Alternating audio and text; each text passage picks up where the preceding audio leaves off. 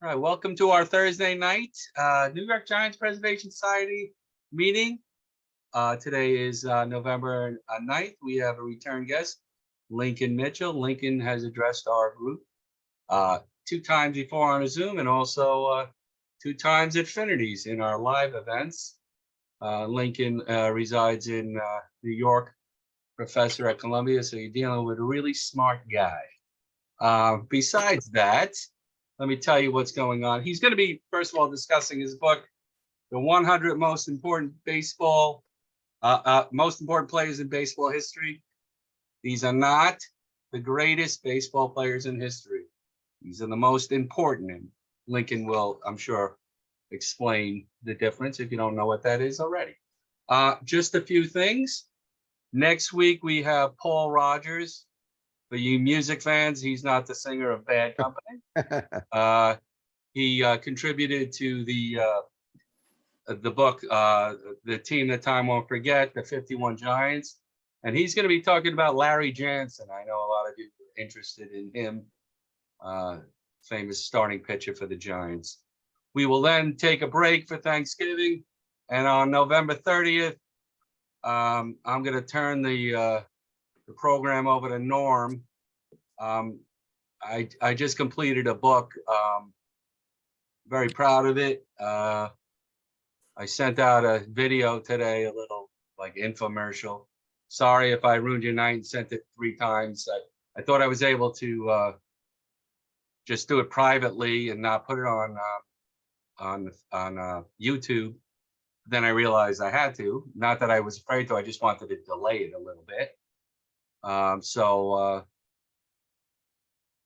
Once that's taken care of and I get the book sent to me and just do a brief approval of it, I will send you out a link if you care to purchase it or not. If you don't, you're not hurting my feelings, but I think you will enjoy it. Can we buy it directly from you and can we get it signed? I don't have it. I don't know what to do right now about that. But I will clear up everything, but I don't want to take the evening away from Lincoln. I kind of just was told that it was going to be sent to me tomorrow now, not Saturday. So I figured I would just send out a little quick 5-minute video, which I hope you guys can find which one it is. It's the last email. I know I sent out 3, like I said, so I apologize. I don't want to talk about that right now. We can talk Gary, about can you hear me? I'm sorry? Can you hear me? Yes. Yes, I can. Before we start, I just want to say hello from Los Altos, California. All right. I'm visiting my 1-year-old granddaughter, so Oh. I'm not in my New Jersey perch today. I'm in the Bay Area with all my San Francisco Giant fans, even though I'm a Met fan these days. So hello from Los Altos. It's nice to Got be here. a lot of Californians and somebody who's going to be speaking tonight. Lincoln left his heart in San Francisco. I think it's still there. But without any further ado, I present Lincoln Mitchell. Lincoln, thanks so much for hopping aboard tonight. And why don't you tell us about your new exciting book? Thank you, Gary. And I just want to say, I do a fair amount of book talks and teaching and public speaking. And the New York Giants Preservation Society is always my favorite. I don't say this to everybody. It really is my favorite group. It's very knowledgeable baseball fans who generally have the good sense to root for the right team, have a deep sense of the game's history. And it's really great talking with you. And I want to single out Gary, who keeps this organization going and just does extraordinary work. I don't get to as many as the Zoom talks as I would like, mostly because I have a very busy teaching schedule and I just can't look at Zoom at the end of the day sometimes. But this is extraordinary. You know, I don't know of other teams that have these kind of events, and this is really great. And Gary, I hope that Charles and I have a chance to meet you when he's in town in person and we get together and maybe you sign the books then. But we're looking forward to reading it, or I'm looking forward to reading it. I'm looking forward to reading it. And yes. And I was also just out in San Francisco, so I do spend a fair amount of time out there. I left my heart out there. I left my mother out there, and my oldest son lives out there now. And then Charles lives out there, so I get out there a lot. Yeah. So this is the book, The 100 Most Important Players in Baseball History. If this were at Finity's, I would have a big box of the book, and you would all buy the book, and I would sign the book, and we would chat a little bit. But we're going to go on the honor system now, so I urge you to go online and buy the book after the talk. I think you will enjoy it. The holiday season is coming up. It's a book that you can give to frankly, both a knowledgeable fan and just someone who's beginning their baseball journey, because it really is a little bit for everyone there. Let me tell you, I have an idea here. I'm going to talk for a little while about the book, maybe identify one or two players I'm particularly interested in. And then I would like you, if you think about it, throw some names into the chat of Giants who you think might be in the book. And if they are, I'm happy to talk about them. And if not, maybe I could say why they're not. And if no one throws any names, then I'll just talk about various other Giants in the book. There are a lot of them.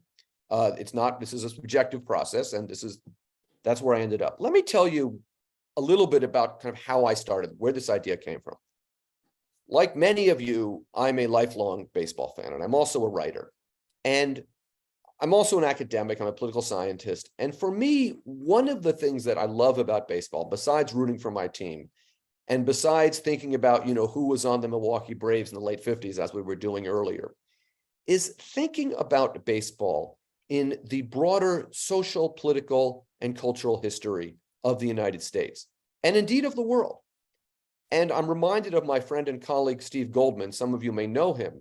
Steve has a wonderful podcast called The Infinite Inning. And one of the things he says on that podcast a lot is that baseball is everything and everything is baseball. And if you're a true fan, you understand what that means. And for me, one of the things that means that you can understand so much about American history and American politics and culture by looking at baseball. And also that the institution of baseball, both as a game of, two kids throwing the ball in the park and in the major leagues, where the World Series ended a few weeks ago, is the development of that institution is fascinating to me. So I wanted to probe a battery of questions related to that. And what I decided to do was to explore that through looking at 100 players. And again, there are lots of books. I started writing this book shortly after I read Joe Posnanski's book, The 100, which is a great, bless you, Charles, which is a great baseball book. But in that book, Joe, and I think you would admit this, is struggling with wanting to tell a different story than just the 100 greatest players.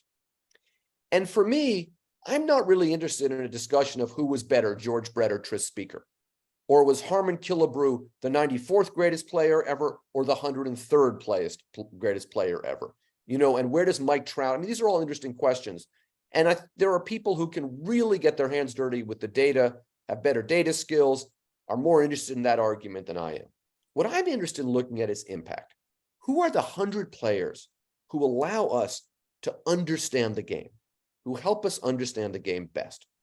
And if you do that, there are some people in this book who are clearly among the 100 greatest players ever. You can't tell the story about baseball without Babe Ruth and Willie Mays and Jackie Robinson and Mickey Mantle and Ty Cobb. But there are other players who are not as well known, who are absolutely central to the story. Dolph Luque, Mo Berg, Hal Chase, Felipe Alou, one of my favorite players in this book and in general. And I wanted to talk about them because they contribute to the development of the game that's really essential. And let me explain a little bit more about what I mean by that. Well, let me explain what I mean by players, because what is a baseball player? Who is a baseball player? Most of us, almost all of us, I would assume, played baseball at one time in our life, maybe in middle school, maybe in high school, maybe in the sandlot. But in that extent, we're all baseball. Maybe you didn't play on a team, but you just played catch sometime. But I wanted a little bit higher criteria than that. And since it was my book, I made up the criteria.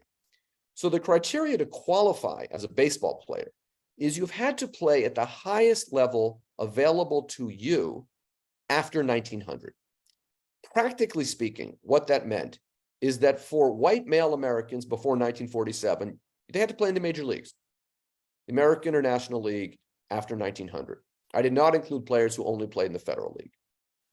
For non-white players who couldn't, people like Josh Gibson, who was in this book, Rube Foster, it was the Negro Leagues or the Caribbean Leagues or something like that.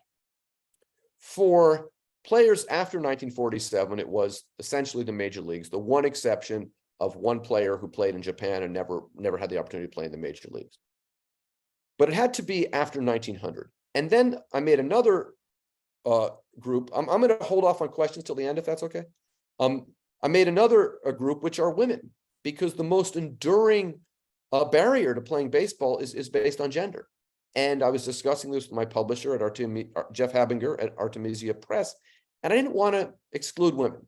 So for women, I made that include some women who played in the AAGBPL, the All-American Girls Professional Baseball League, which lasted from kind of the middle of World War II to the middle of the 1950s, as well as others who played, in independent professional leagues more recently, as well as some who coached, or one who coached in the major leagues, and then somebody from an earlier era, Jackie Mitchell, who is, I will confess now, not related to me.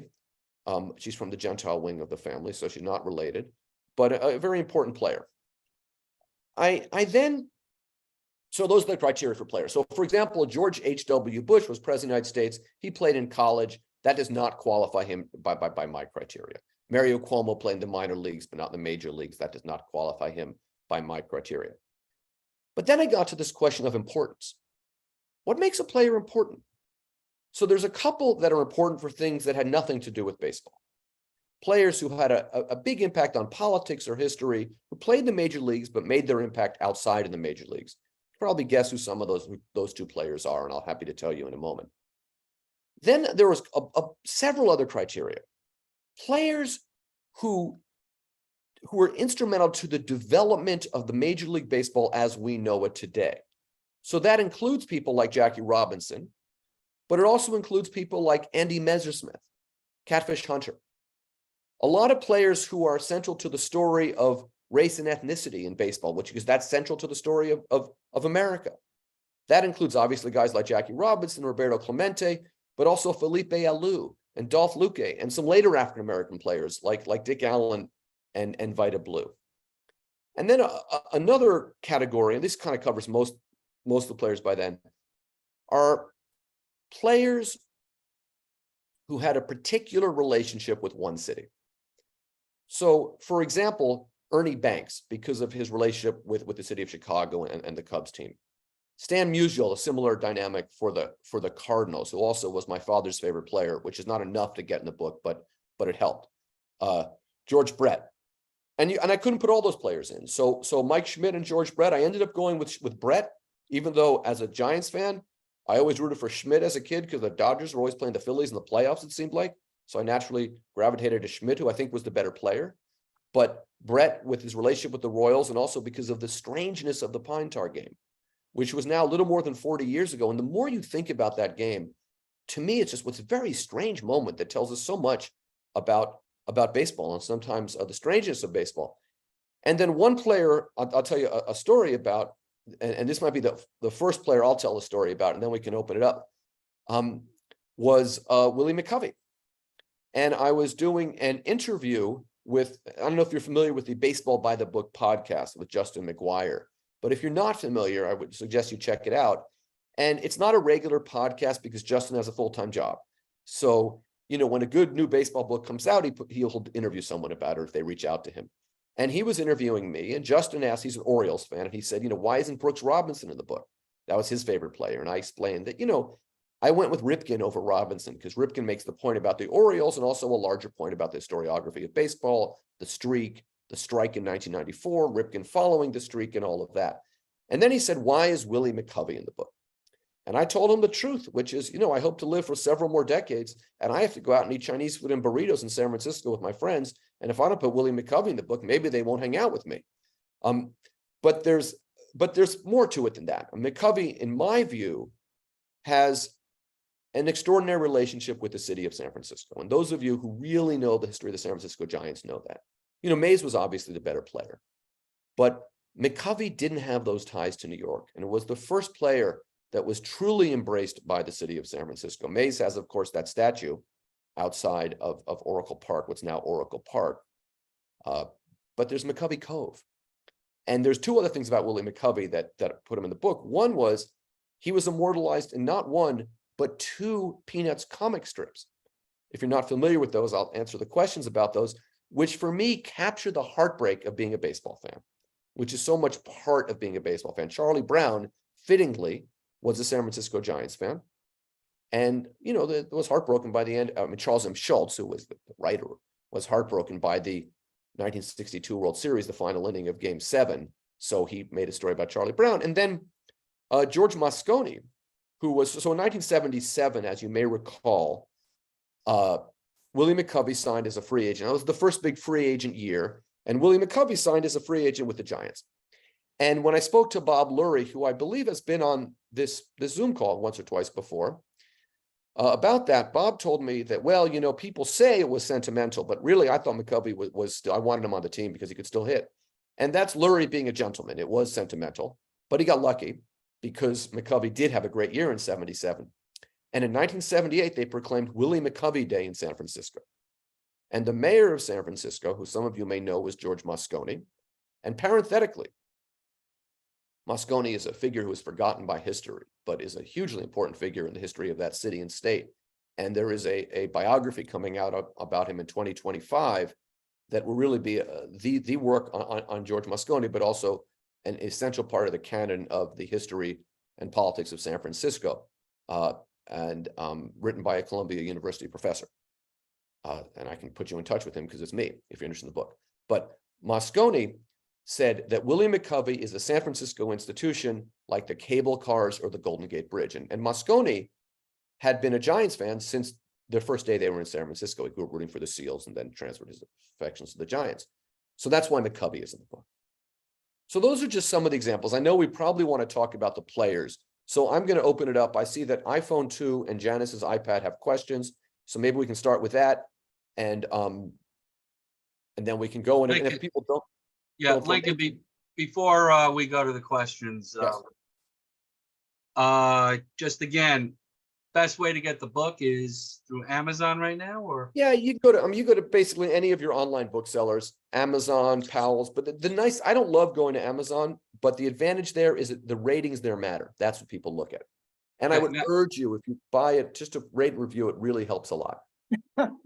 Now, one other thing, when people have their questions, if certain players aren't brought up, maybe at the end you could list all of the New York or San Francisco Giants who are in the book. Sure. I'll try to. Yes, there's a lot of them because And a lot of players. You mentioned that players like McCovey are tied to the city. So I'll ask you. I have not, unfortunately, gotten the book yet. I'm going to ask you a New York question. Yes. Because I think they have ties to Brooklyn and Queens. Is Gil Hodges in the book? Gil Hodges is not in the book. Okay. Gil Hodges is not in the book, and that's a little bit of. I mean, there are a lot of players about whom Hall of Fame debates have occurred. Right. So Hodges would be in from that, but he's not. All right. We're going to start with Mars, and then Steve, and then Bill, and then Norm. We'll go from there. I want Mars, to get on. you are up. And Frank, I got you too, Frank. Mars, go ahead. Oh, thank you, Lincoln, for joining us. You seem to be an opposite transplant. I came out here in 1967 from New York City, where I transferred from CUNY to Cal. But you're teaching political science at Columbia. Have you ever heard of Ronald Breslow, who was head of the chemistry department for close to 50 years at Columbia? No, Columbia is a very atomized institution, so I barely know people in my department, let alone, something like chemistry. Well, anyway, he was my second cousin, my father's first cousin. And of course, you've probably heard of Craig Breslow. He's Ronald Breslow's grandnephew. Oh, wow. And what was the name of that bar on 2nd Avenue that had all the Bay Area teams that were Affinities. Affinities, right? We used to meet there.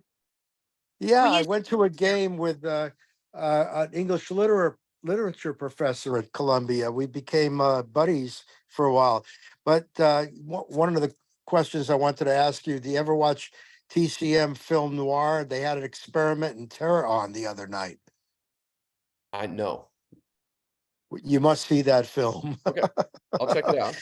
All right. Well, thanks for He joining hadn't us. Thank you. seen it at Candlestick. I was born in New York. I moved out there in 71, and then I moved back because I didn't get into graduate school at Stanford or Berkeley. And I've been here ever since. Thank you. Steve, you are up, Steve. Yeah, that was interesting presentation. You're holding us in suspense with the names. The fact that you told us that Mays hit a home run in the Roseboro Marischal game, I never heard that, but it's, and I even have the article, which I never read from the, I guess, the LA Times. I got 4 names here. You don't have to go with reasoning. I'm just wondering if any of the 4 are in the book. You mentioned women, so we're going to start with Effa Manley. That's one. The 3 players, for various reasons, some good, some not good, Lefty O'Doul, Shoeless Joe Jackson, and of course, Pete Rose. Okay, let me try to answer those questions. Effa Manley is not in the book because she wasn't a player. Okay, right. I should have realized that. Yep. So he misses on that note. The other 3 all are in the book. Oh, I'm batting 750. There you go. Yeah, and are really hugely important players, and for exactly those kind of reasons. O'Doul to me is, and I know John Lee Nadakis, who was a friend of if he's not a member, he's a friend of this group, is working on a film about Lefty O'Doul, to which I'm greatly looking forward. I think Lefty O'Doul is very significant for 2 reasons. One is showing how Major League Baseball, as we know it, the AL and the NL, is a relative. It wasn't always like that. He was a guy who could hit as well as anyone in the National League, but kept going back to the PCL. Because it shows how that was almost like a third major league, and that on the human level, for a guy who was the Prince of San Francisco, why go play on the East Coast somewhere? And then, of course, for the role he had in bringing baseball to Japan, particularly both before and after the war. So I think he's a massively important player. Shoeless Joe Jackson and Pete Rose are in the book because, and another guy that's in the book, I think tangentially, who was a former New York Giant, tangentially to Shoeless Joe Jackson is Hal Chase.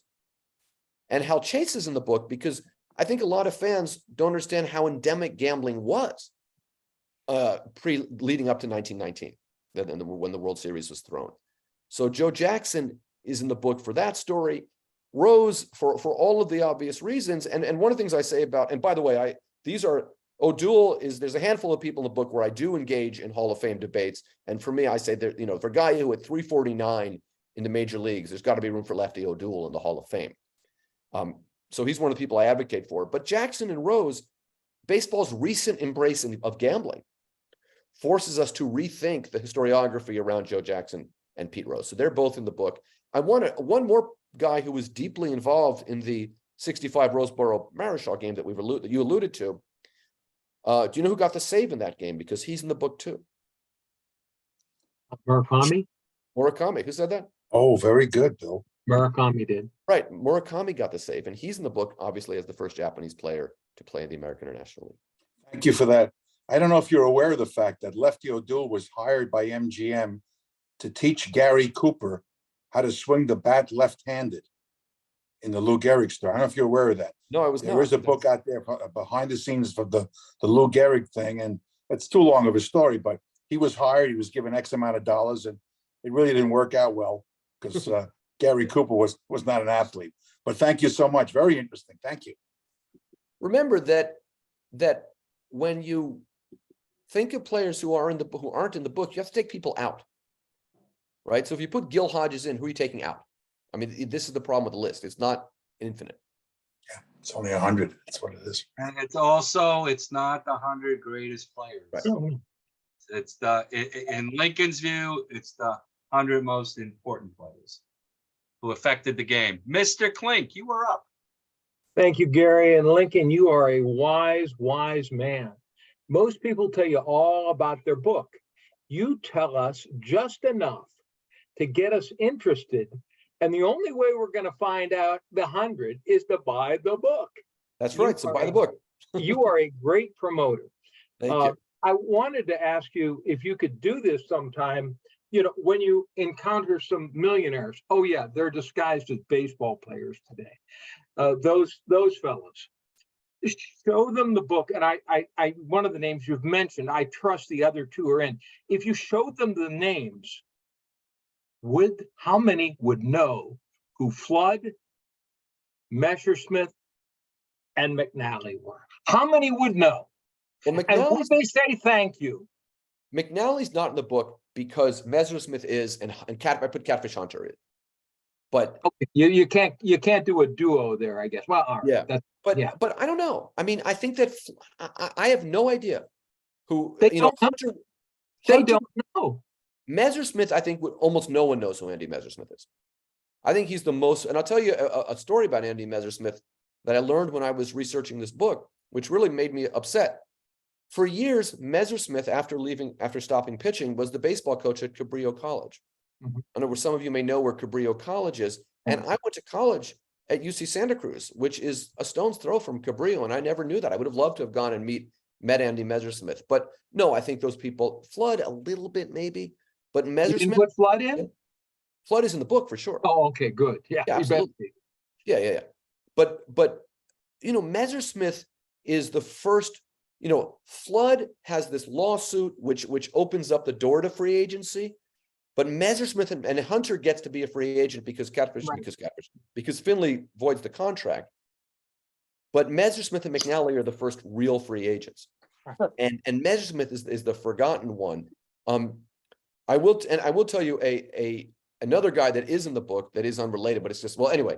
And Flood is also in the book because I am so much of the history of race in baseball is focused around Jackie Robinson and the guys who came in that era, the late 40s, early 50s. Now, this book doesn't go pre-20th century.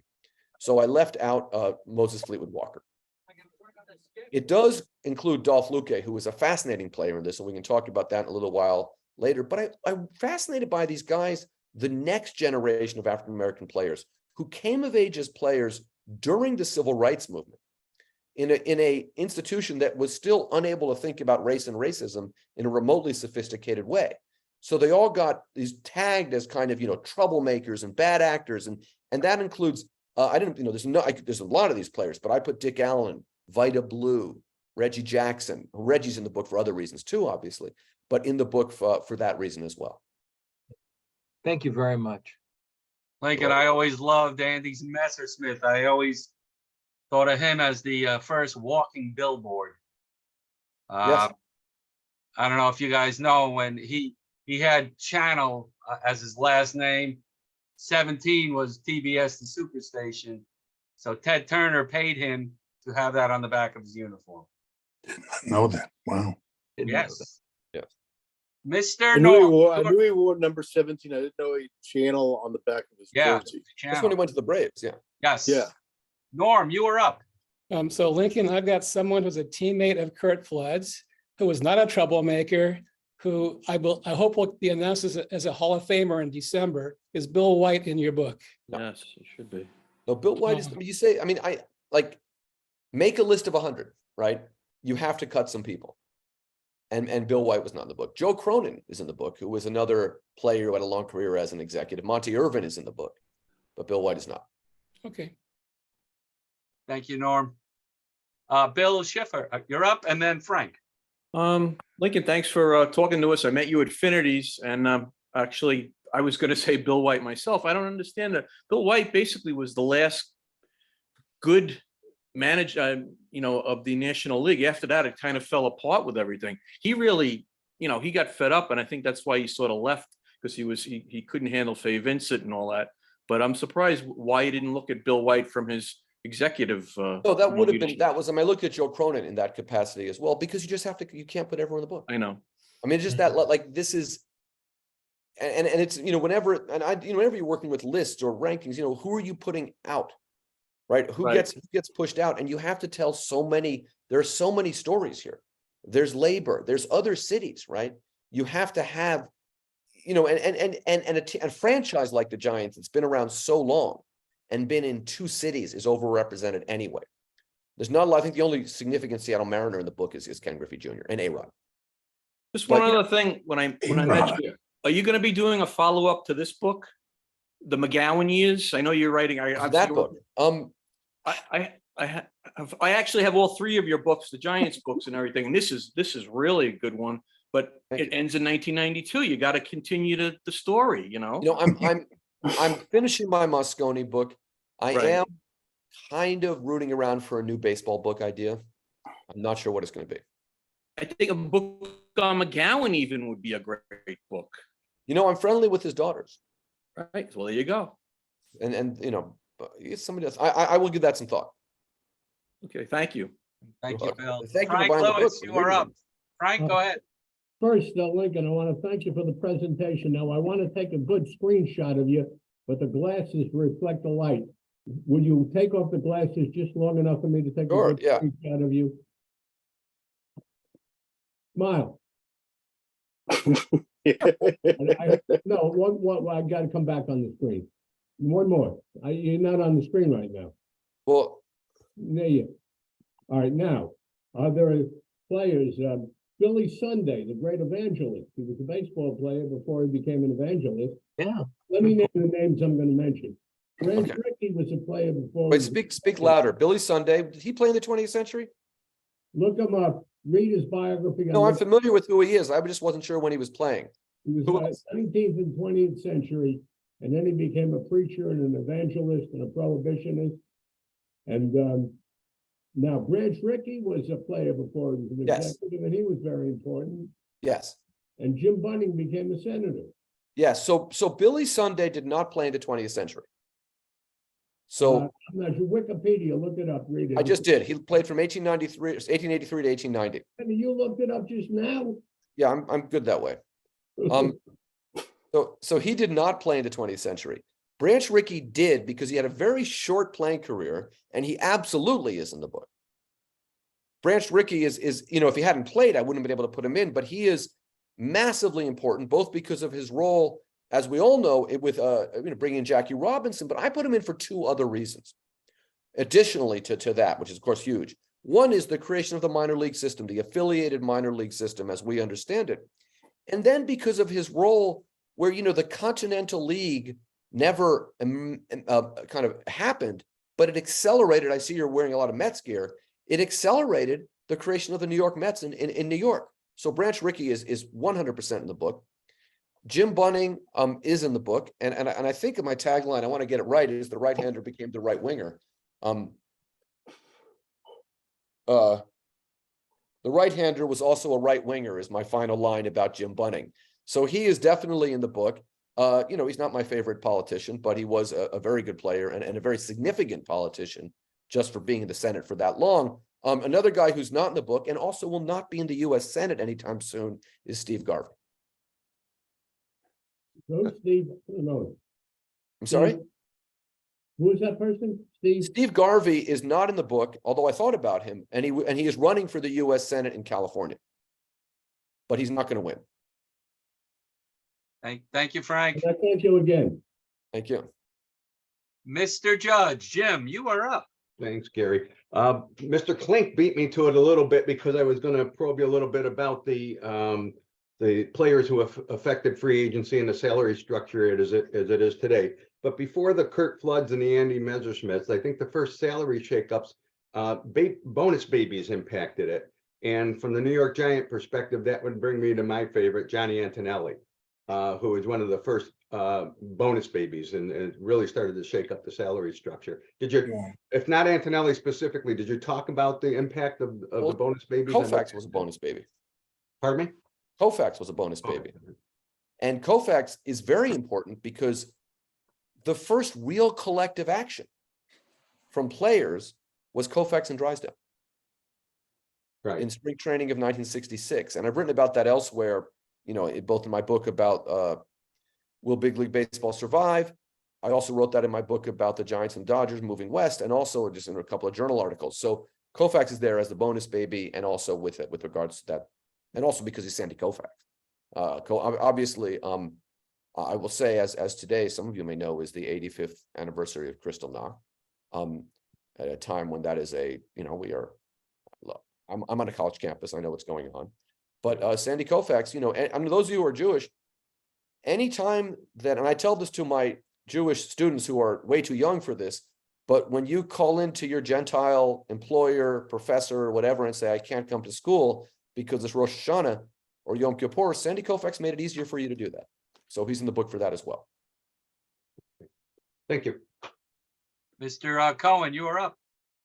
Actually, I think William Schiffner was waiting, so why don't he go first? Bill went already. You went. Okay, I'm sorry.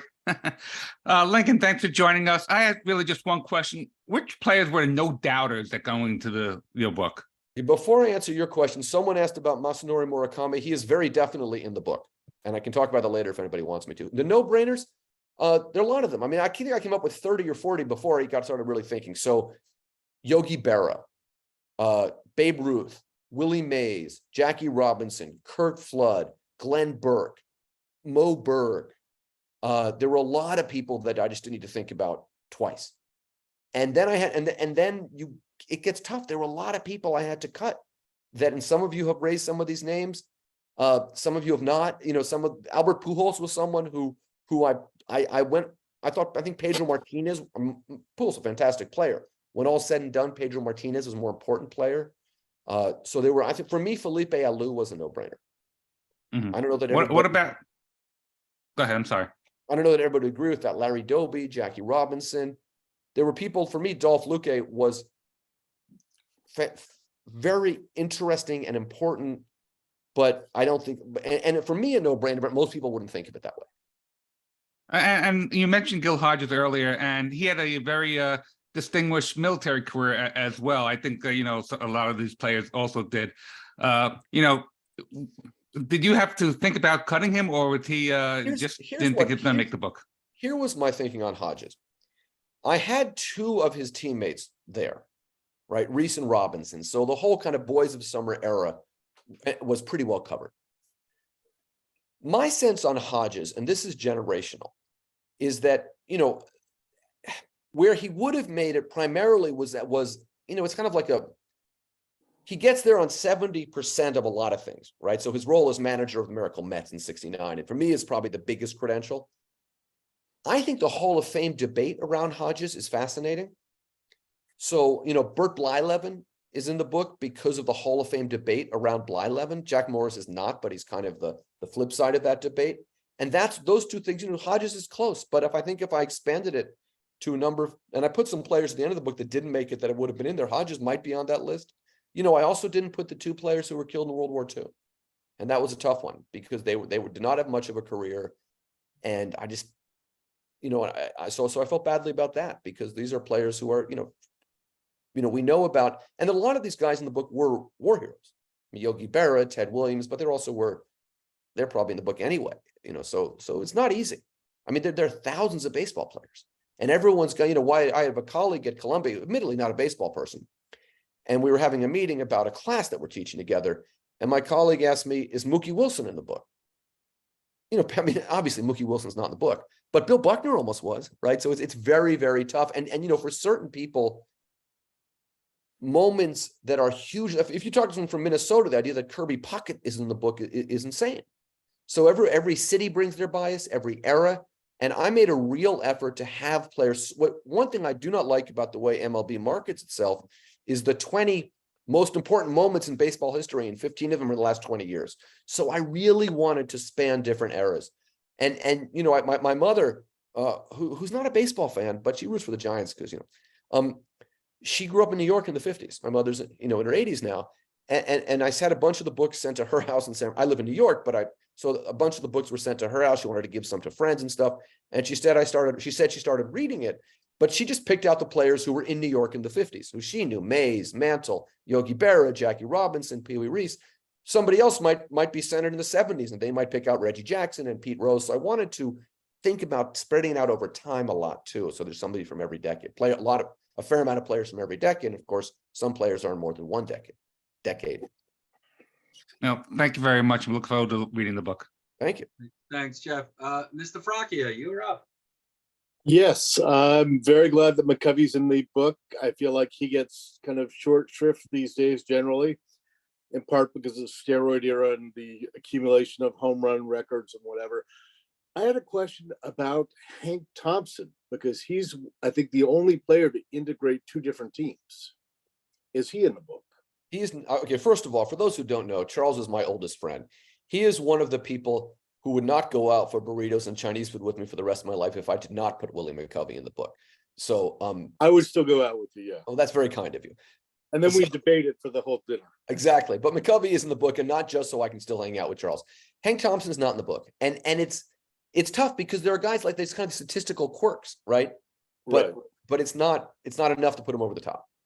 And I understand. Monty Irvin is in the book, of course. Right. And I think Hank Thompson and Monty Urban integrated the Giants on the same day. Right, and then with Willie Mays, we're outfield in 51 series that were 3 African Americans. Right, and Monty Urban looked out for Willie Mays a lot That's too. right. I had a friend of mine was doing a tax issue where tax evasion, somehow he managed to, he's a lawyer, to persuade his law firm that to do his research and on this project about ball players who don't pay taxes, he needed to interview Willie Mays. He didn't really need to interview Willie Mays, but he wanted to interview, he got the opportunity to do it. So he says he went down to Florida where Mays, no, he went down to wherever Mays was, out in California, I guess. And this Atherton? is yeah, but I think it wasn't in Atherton, it was somewhere else. This is about 30 years ago. And he said he's talking to Willie Mays and he's telling him a story about him and Monty Irvin in a spring training game. He's playing center, of course, and Irvin's playing right. And there's a guy in the stands who was just yelling racist stuff at them all game. And at one point in the game, Irvin says, listen, why don't we discuss this after the game? And the guy foolishly went. And my friend, the lawyer, says that he was expecting some heartwarming story about how they shook hands. And Mays said, no, we just beat the crap. Anyway. Charles, is that it? That's it. Sorry. Thanks, Charles. And I know I you just saw Lincoln, so we talked a lot when he was here. So I know you would go out to eat with him, provided he would pay, of course. we kind of split it, 50-50. All right, let's go. We got Ed Freer. Harvey, I don't know if you still wanted to ask a question, Paul, and then I think Steve wants to ask another one. Yep. Thank you, Ed Freer, Gary. you are up. Thank you. A very informative presentation. I think you alluded to Ted Williams already, that he is in the book. Yeah. Because of the pilot and the World War II. But speaking of U.S. culture, what I wanted to know is your opinion. Are we good stewards of the game now? We have this rich history, but are we still going forward? Do you have an opinion if we're stewards of the game? I will answer that. I want to talk for a moment about Ted Williams first. Good. Because Ted Williams is in the book for a lot of reasons. Obviously, his military service, but also Williams is a fascinating figure in the racial history of baseball. Here's a guy who was, maligned by the press his whole career as a player. And then there's a decency, particularly on matters of race and ethnicity, around Ted Williams. He gets elected to the Hall of Fame naturally, and he uses his speech to advocate for Negro League players. Ted Williams is probably the greatest Latino player in baseball history. Williams is his stepfather's name. He's Mexican-American, and he conceals that his whole career. So to me, the complexity of race in politics, Ted Williams, there's a story Dom DiMaggio tells, and I know I'm being a little Semetocentric, but forgive me. Dom DiMaggio tells about they're playing in Cleveland in a heated game, I think in 48, but sometime around, it could be 49 when, all the Red Sox and Cleveland are both very good. And Al Rosen gets the winning hit and in Boston, they're playing in Fenway. And DiMaggio, Dom, not Joe, and Ted Williams go to a bar afterwards. And Ted Williams, he was a war hero, but he was a big man. He was not somebody you'd want to mess with. And someone says, what is it like? How do you feel to get beaten by a Jew? And Williams just decks the guy. So there's this, frankly, I know this is not two violent images I've said, but there's a decency about Ted Williams that I think is overlooked. And that speaks to a complexity. And really we have to probe why the media coverage of him was always so negative. And he was a difficult man, obviously. So Williams is definitely in the book. When we say we, that's a huge, who's the we in that sentence? Are you and me? Yes, you and me are. Is the culture, for me, baseball is a much bigger industry and much less central to the culture than it ever was, than it was 50 years ago, 60 years ago. And I don't know if that's ever going to change. It is striking to me. So I have 160 students this semester. These are graduate students, of which 80 to 90 are Americans. So you can excuse a student from India or France for not being a big baseball fan. Of the 80 or 90, the only people that have any interest in baseball is one young guy, student age, 20s, whose father was a New York Giants fan. And I suggested he join the New York Giants preservation, that his father joined the organization.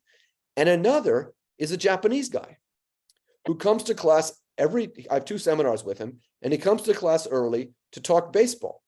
And I've taught him the phrase hot stove league. So he keeps asking me, he wants to talk about the hot stove league. And he's, of course, wants to know where Shohei Ohtani is going to sign. I just, I hope it's not the Dodgers.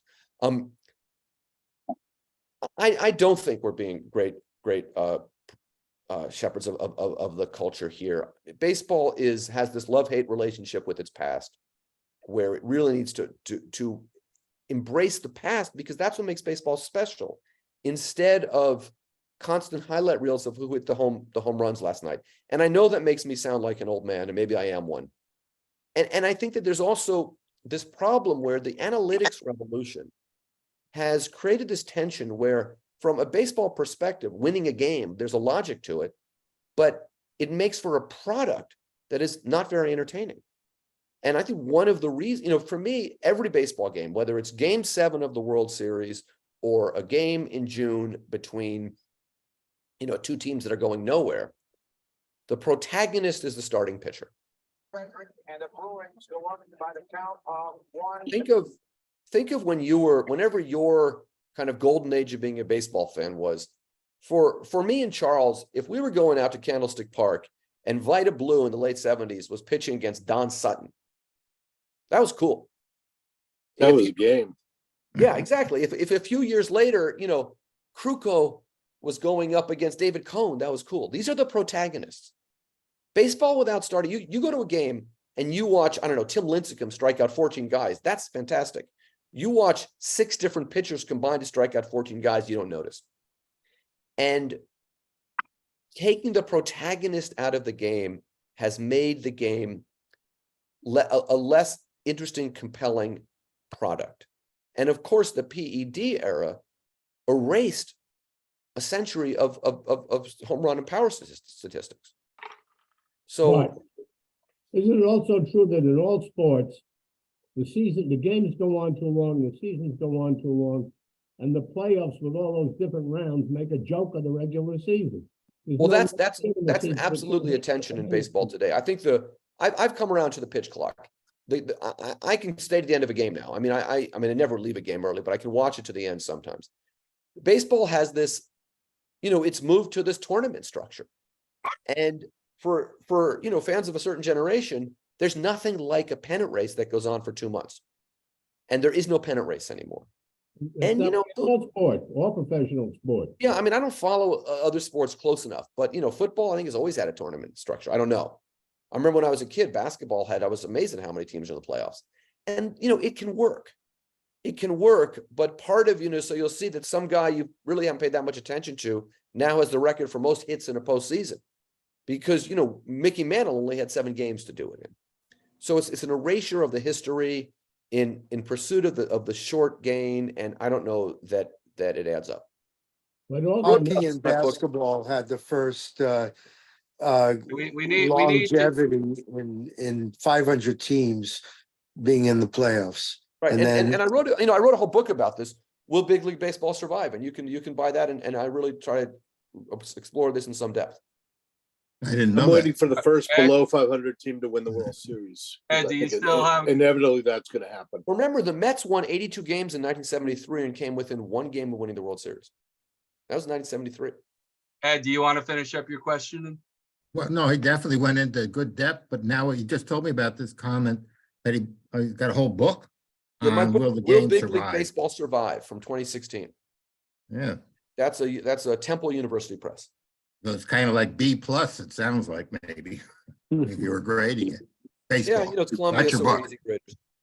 Thanks, Ed. Paul, you are up. Okay. Lincoln, thank you very much. I'm going to throw 3 names at you to see whether they're in. I have my own thoughts, but 2 are fastballs and 1's a curve. So Okay. the 2 fastballs are Frank Robinson and Shohei Ohtani, and the curveball is Ed Whitson. Okay, the curveball. So Frank Robinson, absolutely. For a whole lot of reasons. The first African-American manager in the major leagues, the first African-American manager in both leagues, in both the American and the National League.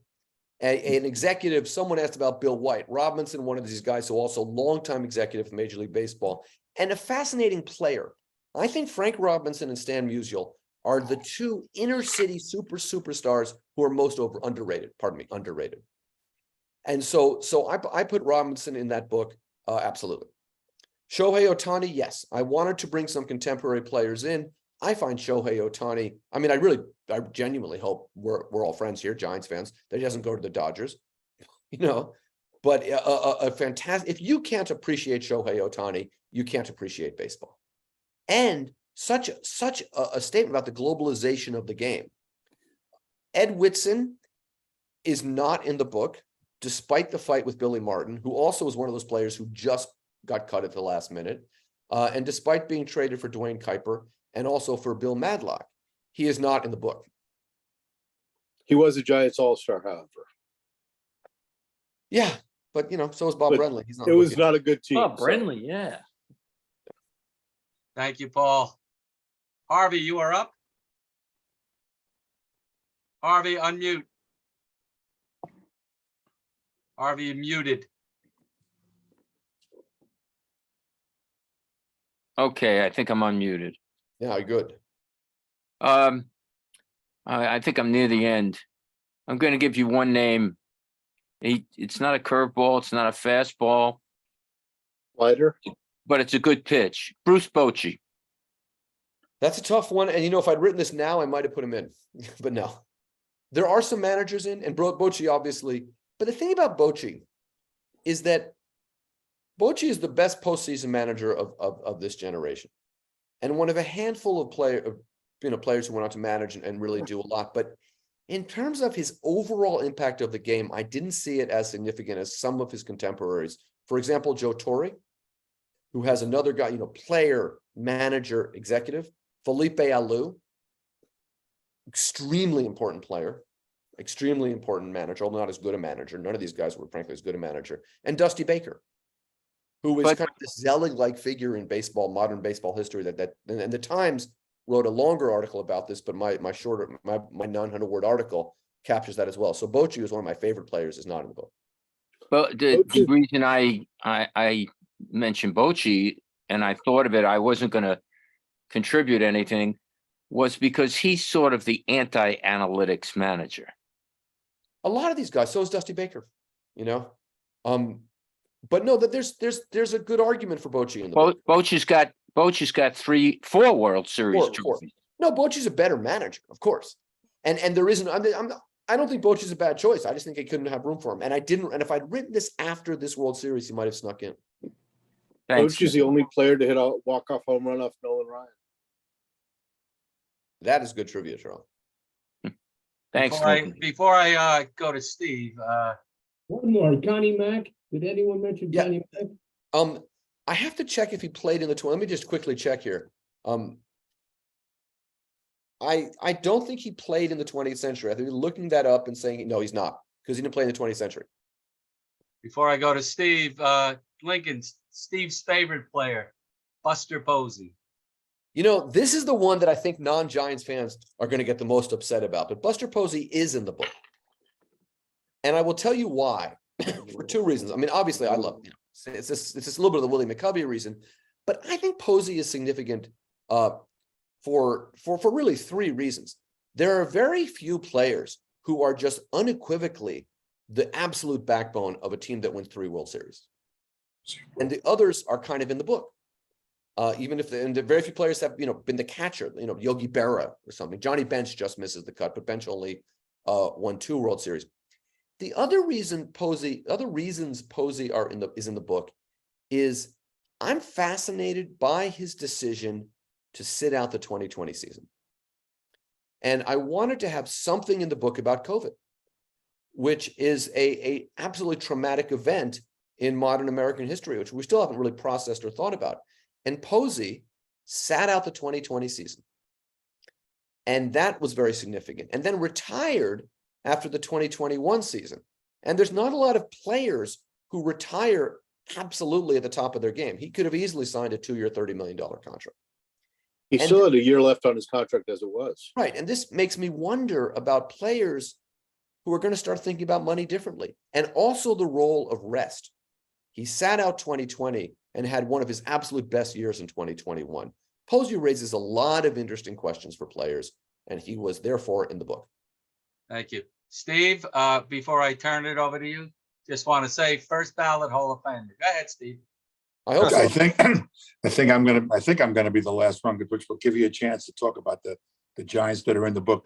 I'm batting 750, so I got two names here. You got Hank Greenberg and Leo DeRocher. Okay, DeRocher, one of those guys who just missed. Let me double check that, because I wanted to put him in, and I remember agonizing. There's some tough calls here. Yeah, yeah, DeRocher is not in the book. Okay. Greenberg is absolutely in the book. Okay. And there's a number of players. I'm glad you mentioned Greenberg, because there are a number of players who are in here because of their relationship or role with a particular ethnic group. And Greenberg and Koufax with Jews, Joe DiMaggio, Italian Americans, Stan Musial, Polish American, Pedro Martinez, Dominican. So there's a lot of guys in there like that. Greenberg also, I mean, I find Greenberg a fascinating figure, also because being the first player to enlist for World War II. And you know, my chapter about Greenberg, because he of course played for the Detroit Tigers, and by the way, whoever said the Posey rule, that was the other reason why Posey was in the book, and I did write about that, so thanks for bringing that up. No Leo the Lip. Greenberg, I contrast him with Father Coughlin, who is this fascist radio commentator, priest, who is spewing this hateful Nazi propaganda on the radio in the same city where Hank Greenberg is threatening Babe Ruth's record. So that contrast was fascinating to me.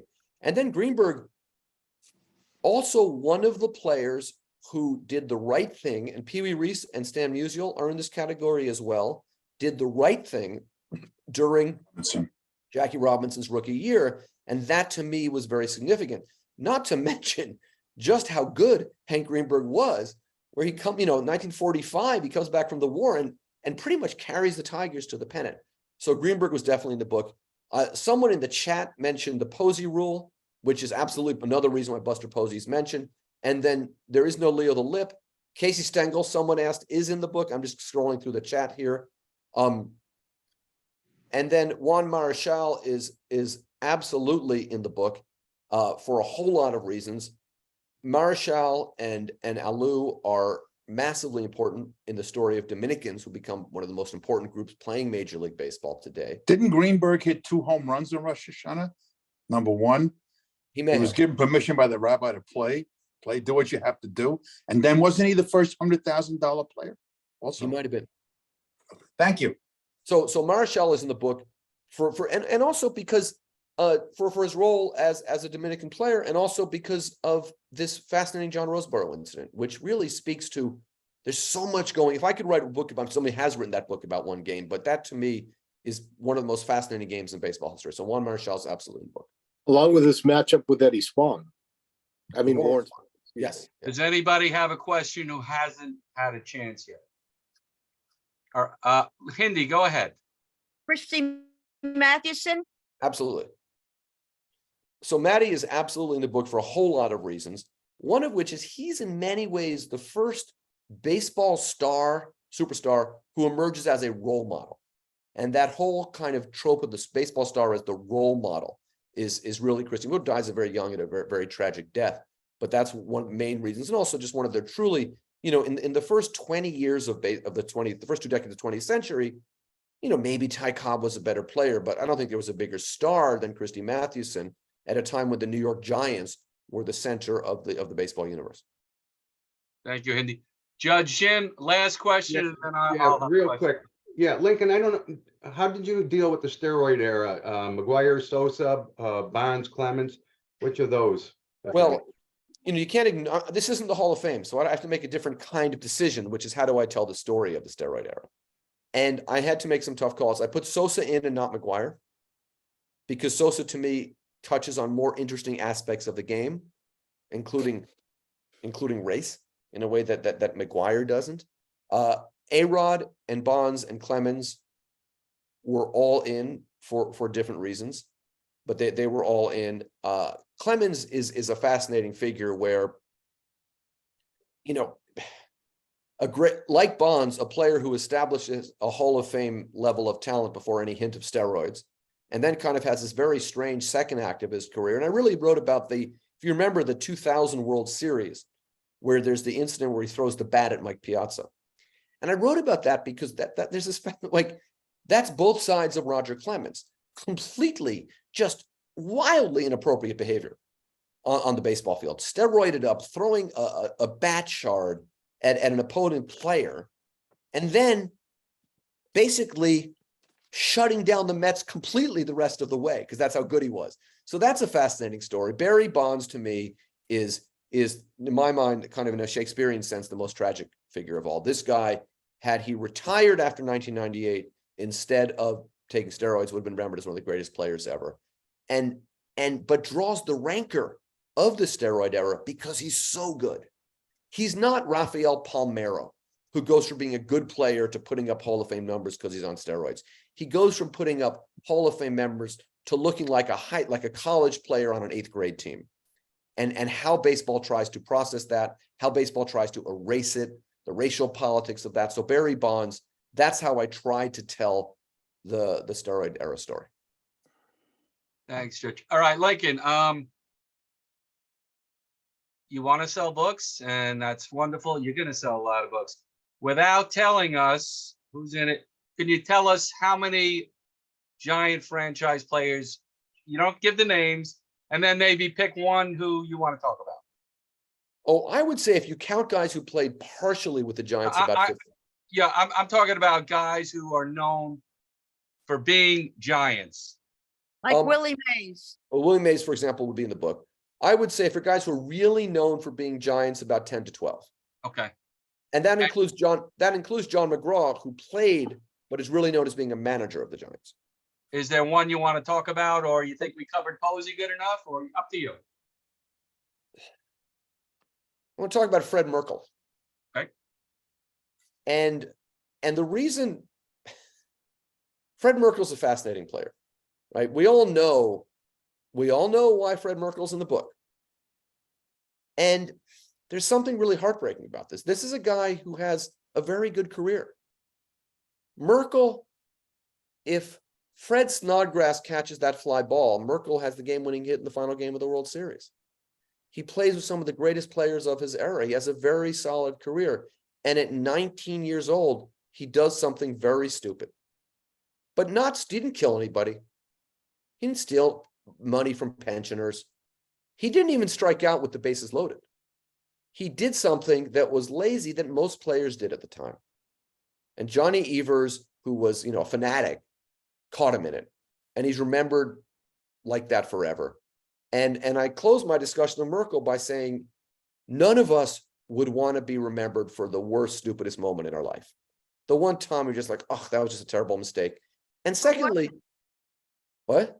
What was the mistake? So in 1908, the Cubs and the New York Giants are stuck. The Cubs at that time, that was the real rivalry in the National League, are stuck in a close pennant race. And late in the season, with runners on first and third, in the bottom of the ninth and 2 outs and tie game, Al Bridwell hits a single for the Giants. The runner on third scores, and the crowd comes on the field. It's a huge deal, and Merkle doesn't touch second base. Final out of the inning is then made on a force out at second base. The run doesn't count. The game is picked up at the end of the season, and the Cubs win. They go on to the World Series where they beat Cubs Tigers. So Merkle cost the Giants the pennant. So I say, none of us would want to be remembered that. And I said, but it's also a reminder that in life, as in baseball, you should always touch all the bases. But you mentioned a lot of players did that. Buckner was known for the error in the '86 series, which is sad. That's right. He had a good career. That's right. It's very similar. So I choose Merkle because I wanted someone a little older, because that story has lasted 100 years. And someone asked about Casey Stengel, who I could absolutely. Casey Stengel is in the book. And one thing just a great factoid about Stengel that's in the book. The first game of Casey Stengel's career as a player, does anybody know who was batting third for the other team? McGuire? No. The Casey Stengel's career as a player, think of who were great National League players from the first part of the 20th century. Hannes Wagner? Yes, Wow. yes. Now, someone says Bobby Thompson did not emulate. What does that say? Merkel, I think. Yes, I know, and I have a photo of that event. But yes, and Bobby Thompson, Jackie Robinson are both in the book. Do you know who batted cleanup in the last game Casey Stengel managed, which of course was with the Mets?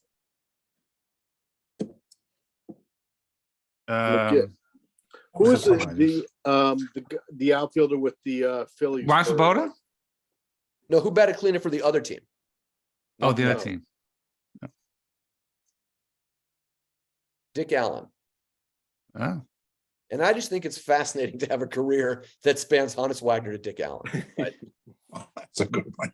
Lincoln, I want to And he was part of 4 New York franchises. That's right. That's right. And just and this and really a revolution. You know, I have a student. I'm doing an event on Monday. If anyone is around Columbia University at the Columbia Society for Baseball Research, and one of the guys is a student group, a student club at Columbia University, and one of the guys in the group who invited me to talk is a student of mine who's doing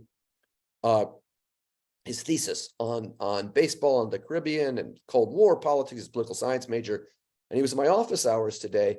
And we were talking, he's a Yankees fan. He was going downtown to get Volpe and Ozzie Smith's autograph or something, because there was a Gold Glove event at the MLB headquarters. And we were talking about Casey Stengel. And I was saying to him, you know, there's this story about Stengel that those Yankees teams were so good in the 50s. But, you know, Stengel got a lot of platooning, a lot of mileage out of older players like Enos Slaughter and Johnny Mize on those teams. And he was a real innovator as a manager, as well as being this kind of seen as this goofy character. But in the 50s in New York, the Willie, Mickey, and the Duke era here in New York, Stengel was as famous as any of them. So he is absolutely in the book and an important player. I don't know if he qualifies as a New York Giant, although that was his main team. And also the only player in baseball history who Damon Runyon wrote a poem about.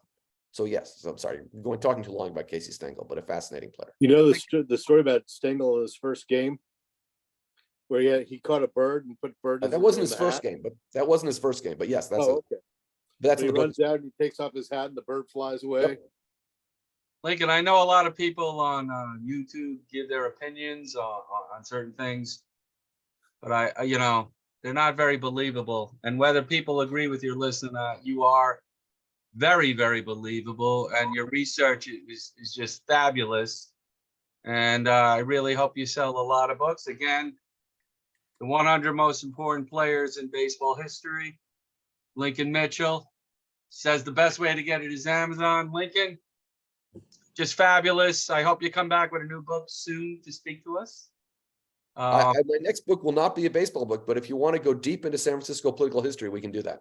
There's a lot of San Franciscans here, so I'm sure Mosconi kept the Giants in San Francisco. So that is in the book. Thank you again. Let's give it up. For Thank you. This was a lot of fun. I really appreciate Gary, it. can I ask one more? Yes, go ahead. How about Frank Fish? Yes. Frankie Fish, Yes. the Giants. Flesh. Yeah, the Fordham Flash. Frankie Frisch is definitely in the book. Oh, nice. And the reason I put Frankie Frisch in the book, who is a New York Giant, although probably more famous as a St. Louis Cardinal, I don't know what most fans would say. Yeah. I put Frisch in the book. We've been talking about Gil Hodges earlier. And because Frisch is more influential, the most influential, the Hall of Fame he has huge influence on the Hall of Fame because of his role in the Veterans Committee and bringing in so many of the players from that era who were kind of borderline Hall of Famers. So Frisch is in the book because how we understand baseball history, few players have influenced the historiography so deliberately and impactfully as Frankie Frisch. Thank you, Ted. Lee? And Frankie Frisch has the second most hits of any second baseman who graduated from college in the city of New York. I'll leave you with something that my dad taught me about Frankie Frisch, Lincoln. Yes. He would always say, "Oh, those bases on balls." That's right. So, again, let's give it up for Lincoln Mitchell. One more. Lincoln, can you hear me? Hello? Yes. Frankie Frisch is one of two guys that played varsity baseball at Fordham and became Cardinals. Can you name the other? No. Frankie Spellman. I would not have. Oh, good. Spellman was a Cardinal. I got it. Yeah, God, oh, God. that's good. That's a very good one. We will see each other there next Thursday with Paul Right. Rogers and Larry Jansen, and talking about Larry Jansen. I'll hang around here if anybody wants to talk about Giant baseball or anything else. Have a good night. We'll see you next week.